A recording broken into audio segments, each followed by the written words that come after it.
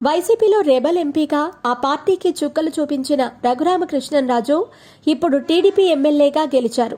రఘురామరాజు కూటమి ప్రభుత్వంలో స్పీకర్ పదవి ఆశించారన్న ప్రచారం జరిగింది. గత 5 ఏళ్లలో తనను తీవ్రంగా వేధించిన జగన్తో సభలో అధ్యక్ష అని పిలిపించుకొని ఇగో చల్లార్చుకోవాలని ఆయన భావించారట. అయితే అయ్యన్న పాత్రుడు సభాపతిగా నియమితులవ్వటంతో RRR ఆశలు నెరవేరలేదు. ఇప్పుడు ఆయన్ను డిప్యూటీ స్పీకర్ అభ్యర్థిగా సీఎం చంద్రబాబు ఖరారు చేశారు. దాంతో ఆయన్ని మాజీ ముఖ్యమంత్రి సభకు వస్తే అధ్యక్ష అని సంబోధించక తప్పదు. అటు అయ్యన్న ఇటు రఘురామరాజు వారిని అధ్యక్ష అని పిలవటానికి జగన్ ఇష్టపడతారా? ఉండి TDP MLA Kanumuru Raghurama Krishnam Raju deputy speaker అభ్యర్థిగా నిర్ణయించారు. ఆయన పేరును సీఎం చంద్రబాబు ఖరారు చేశారు. ఈ పదవికి రఘురామ ఎన్నిక లాంఛనమే. 2019 ఎన్నికల్లో ఆయన నరసాపురం లోక్సభ స్థానం నుంచి వైసీపీ తరపున గెలిచారు. తర్వాత కొద్ది రోజుల్లోనే వైసీపీ ప్రభుత్వంపై తిరుగుబాటు జెండా ఎగరవేశారు. అప్పటి సీఎం జగన్ కు సింహస్వప్నంగా తయారయ్యారు. రఘురామకృష్ణంరాజు ఢిల్లీలో రచ్చబండ పేరుతో ఎప్పటికప్పుడు అధికార పార్టీ నేతల అవినీతి అక్రమాలను ఎండగట్టారు. ఆ క్రమంలో లోక్సభలో ఆయనపై అనర్హత వేటు వేయించడానికి వైసీపీ ఎంపీలు శతవిధాలా ప్రయత్నించారు. అయితే ఎన్నిసార్లు ఫిర్యాదు చేసి లోక్సభ స్పీకర్ని కలిసి విన్నవించుకున్నా వారి ప్రయత్నాలు ఫలించలేదు. రఘురామకృష్ణంరాజు దూకుడు కూడా తగ్గలేదు. దాంతో ఆగ్రహంతో రగిలిపోయిన జగన్ ఆయనపై రాజద్రోహం కేసు నమోదు చేసి కస్టడీలో చిత్రహింసలు పెట్టించారన్న ఆరోపణలున్నాయి.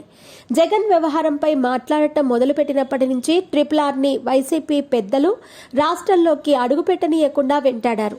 అధికార దుర్వినియోగానికి పాల్పడుతూ పోలీసులని ఆయనపైకి ఉసిగొల్పారు. ఆ సమయంలో ఆయన అధిక సమయం ఢిల్లీకే పరిమితమయ్యారు.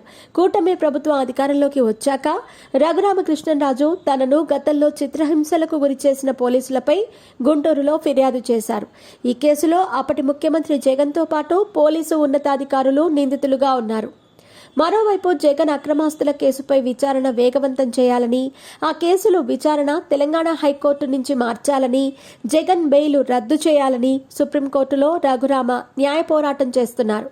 అలాంటి వైసీపీ రెబల్ 2024 ఎన్నికలకు ముందు వైసీపీకి రాజీనామా చేసి టీడీపీలో చేరి పశ్చిమ గోదావరి జిల్లా ఉండి నియోజకవర్గం నుంచి పోటీ చేసి ఎమ్మెల్యేగా ఎన్నికయ్యారు. జగన్ పాలనలో తీవ్ర వేధింపులకు గురైన ఆయన కూటమి ప్రభుత్వంలో స్పీకర్ పదవి ఆశించారన్న ప్రచారం జరిగింది. సభలో జగన్తో అధ్యక్ష అంటూ మైక్ కోసం చెయ్యెత్తి అడిగించుకోవాలన్నది ఆయన కోరికంట. అయితే స్పీకర్ పదవికి దక్కకపోయినా ఆయన డిప్యూటీ స్పీకర్ అవుతున్నారు. అంటే అసెంబ్లీలో స్పీకర్ స్థానంలో అయితే అయ్యన్న పాత్రుడు, లేకపోతే డిప్యూటీ స్పీకర్గా రఘురామరాజు ఉంటారు. తనకు ప్రతిపక్ష నేత హోదా ఇవ్వటం లేదని అసెంబ్లీని బాయ్కట్ చేస్తున్నట్లు ప్రకటించిన జగన్ ఒకవేళ సభకు వస్తే ఆ ఇద్దరిలో ఎవరు సభాపతి స్థానంలో ఉన్నా నమస్కరించాలి, మైక్ కోసం అధ్యక్ష అంటూ చెయ్యెత్తాలి.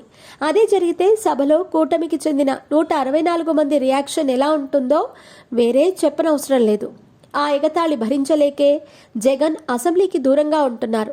మరిప్పుడు అయ్యన్న పాత్రుడికి రఘురామరాజు తోడవటంతో ఇక జగన్ అసెంబ్లీకి వచ్చే ప్రసక్తే ఉండదన్న అభిప్రాయం వ్యక్తమవుతుంది. మరి రఘురాముడి ఈగో ఎప్పటికి చల్లారుతుందో చూడాలి.